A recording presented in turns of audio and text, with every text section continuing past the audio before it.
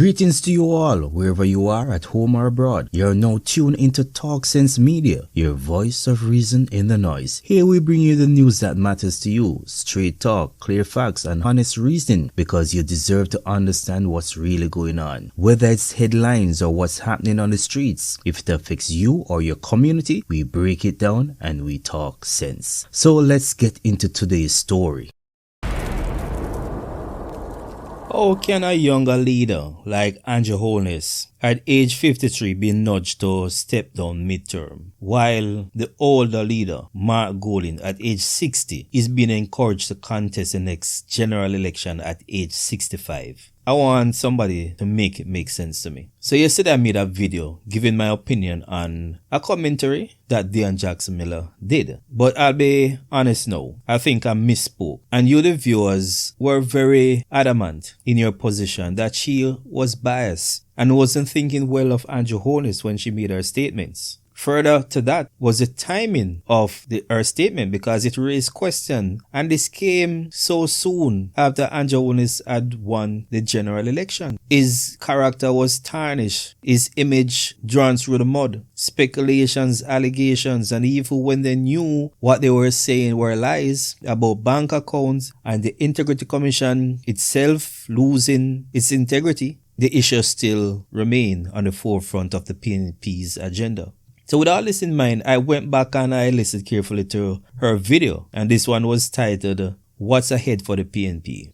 And in it, she repeated that Andrew Holness might step down and a new leader could emerge. Where is she getting this information? I don't know. Does she have inside information? I don't know. And as a matter of fact, I think the JLP are well aware that she has taken a side and she's leaning towards the opposition. So having said that a new leader could emerge, for her, she went on further to state this could mean the PNP facing a new look opposition.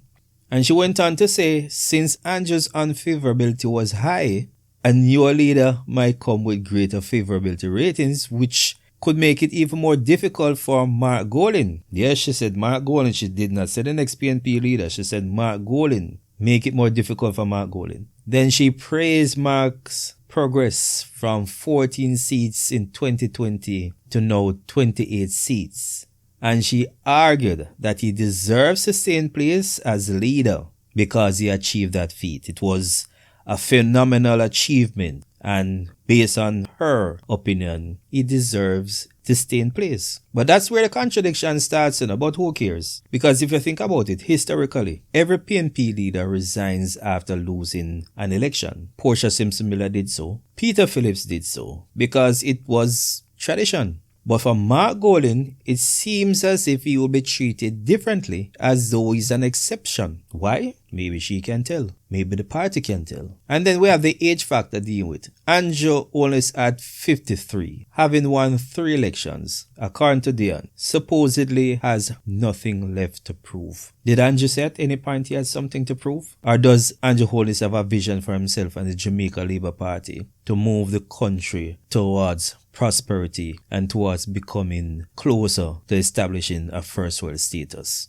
Well, that doesn't matter to her. He has reduced crime, he has stabilized the economy, the financial sector is looking good, and based on that, he has nothing left to prove. Yeah, Mark Golding at age 65 by the next election is seen as perfectly suited to contest again. How does that add up? How does that make sense? And in that commentary, she made mention of the polls, and she leaned on Don Anderson's flawed polls, claiming that the PNP was ahead going into the general election. But what did the reality say? Completely ignored other polls. And yet, the Andrew Holness-led government won by majority of the popular votes. Didn't she realize that? As a journalist, she must have known. But ignoring the facts doesn't make them disappear, you know. So it's clear that there's a narrative at work, which for her and for the supporters of the PNP, it works better when the inconvenient truths are left out. So let's highlight even further the contradictions. Andrew Holness at age 53 is in the prime of leadership. He's now way more experienced, still energetic, and is still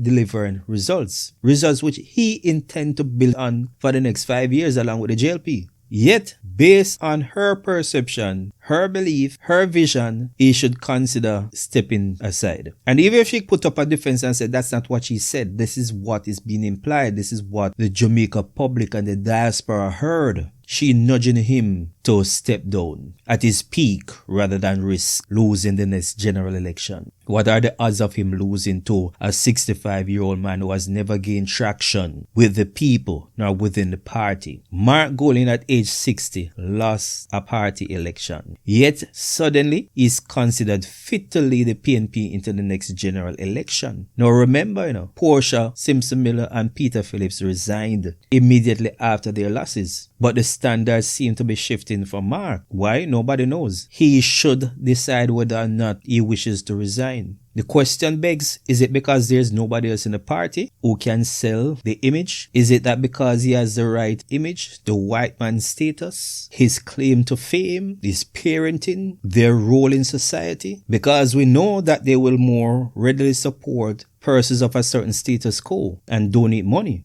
Can he rally the base more than anybody else within the party? These are pertinent questions. So all of this looks less like principle and more like political convenience. And that's status quo at play also. So this exposes something deeper in Jamaican politics. And it is also showing that principles are applied selectively. And there's bias, whether intentional or unconscious, which drives certain narrative. And in this case, it is clear that it's not about competence. It's about convenience, perhaps status, and other stuff unseen that is at play. So the question needs to be asked, is Dionne Jackson Miller judging the leaders on their ability and vision, or simply is it based on party loyalty and paving the way so that the PNP will stand a better chance, a better opportunity of once again becoming leaders of this country? Drop your thoughts in the comments, and if you found value in this breakdown, remember to like, share, and subscribe. This is TalkSense Media, your voice of reason in the noise.